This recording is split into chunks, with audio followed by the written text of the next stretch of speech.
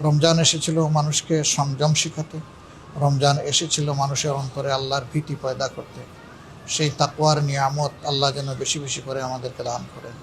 যাদের অন্তরে আল্লাহর ভয় আছে তারা দুনিয়ার সমস্ত সৃষ্টির জন্য আল্লাহর পক্ষ থেকে বিশাল নিয়ামত।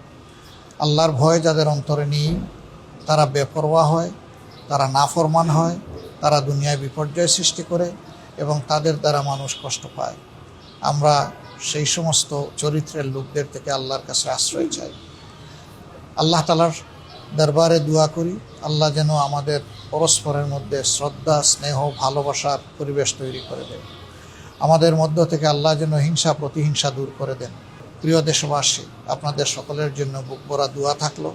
যে যেখানে আছেন আল্লাহ রাব্বুল আলামিন আপনাদেরকে সুস্থতার সাথে রাখুন, দীর্ঘ হায়াত দান করুন এবং আল্লাহ তাআলা দুনিয়ার সম্মান এবং আখিরাতের সম্মান সকলের জন্য নির্ধারিত করুন।